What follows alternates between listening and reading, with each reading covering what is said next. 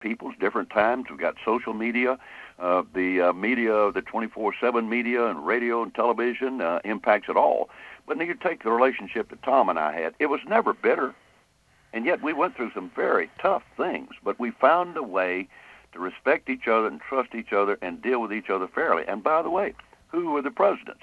Bill Clinton, most of the time, and George W. Bush after that. And we had to deal with 9/11 and the Iraq thing. And in the case of Bill Clinton, we communicated with him all the time. And in spite of the difficult things we were working on, we were able to pass a whole list of positive things, including balance the budgets, cutting taxes, pass a lot of reforms from safe drinking water to telecommunication. The book is called Crisis Point. That was Senator Trent Lott, also Senator Daschle with us, the authors of the book. Now, how do you compromise today in 2016 when you think the other party is either right-wing radicals or communists? Why? And your constituents think if you compromise, you are weak and need to be voted out of office. Well, I don't think all constituents think that way. I think the vocal minority do, and they have the money and they have the influence today, and that's part of the problem. The vast majority of the American people want to see good government. They want to see compromise. They want to see our country address the challenges we face in immigration and education and health care and international issues, and they don't see it today, which is why Congress is at 15% favorability. We've got a lot of work to do, and what I think the American people are saying is get your act together, govern, and do the things we've got to do to make this country great. You know, I talk a lot personally, and in the book we talk about communication, how important it is that you talk to each other, the leader on the other side of the political aisle, to the president, and, by the way, to your constituents. My constituents, when I was the majority leader, didn't always agree with the positions that I took or had to take, but I took the time to explain why and what I was up to. One of the things I would suggest is begin small. Don't always go for the big leap. Should Congress be able to deal with a problem with toxic substances in our society? Yeah. Should they be able to deal with something like immigration reform? Yes. But you have to begin, I believe, small. Rather than going with a huge package, begin with, can we secure the border? How do we deal with guest workers in landscaping or agriculture, other areas? And then how do we deal with the illegal immigrants that are here? That's the toughest part. But begin with the part where you maybe can get agreement and then go to the bigger issues to try to get a result. Senator Lott, you say in the book that one of President Obama's biggest mistakes was that in the beginning he banned all the lobbyists. And while that's a good campaign slogan, he left a lot of good experience on the sidelines. Well, some of the most capable, smartest people in Washington were lobbyists.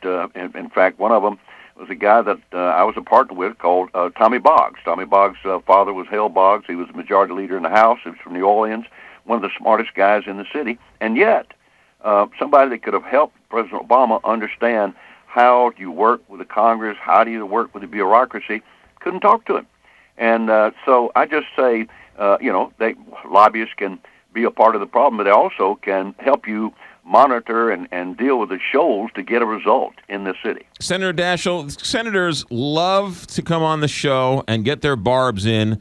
President Obama, no matter what he does, is never right. President Bush was never right in anything he did. Now you have this foreign policy situation going on in Iraq, positive, negative. You have prisoner swaps and so on and so forth.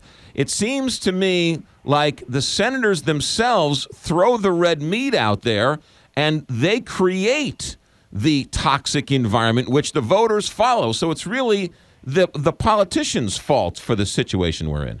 Well, I think there's a lot of blame to go around, but I think that you're absolutely right. The rhetorical flourishes have continued to escalate, and more it becomes sort of the mainstream. I mean, it's amazing how political discourse has become so crass and debased, in large measure because with each generation of new political people, we've ratcheted up the rhetoric and made it even more outlandish and hyperbolic and confrontational.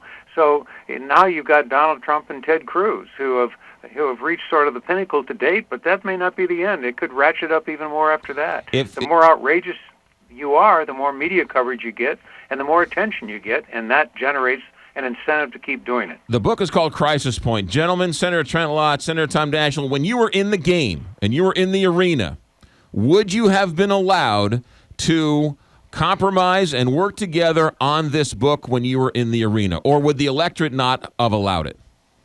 Well, maybe once again, that's called leadership. It's where you get up every day and think, look, I'm going to try to do something for my state and for my country. And you're prepared to take a position and lead, particularly in things like trade and foreign policy. Do we need to get a result which is in the best interest of America economically and creating jobs? I think that it begins with people that are willing to reach out and try to find a way to get a result on the issues that are important to our country. Let me give you one particular example. Quickly. Ted Cruz said we should either repeal Obamacare or shut down the government. Did he really think that if the Congress repealed Obamacare that President Obama would not veto it? And so you wound up having a crisis being created with no possibility of a positive result from the point of view of people that might not like Obamacare. That's the kind of thing that you can't afford to do. It's a loss for everybody. That's Senator Trent Lott, Senator Tom Daschle. The book is called Crisis Point. Gentlemen, thank you for your time. Thanks for having us. 758 KTRS. Flooring takes more abuse than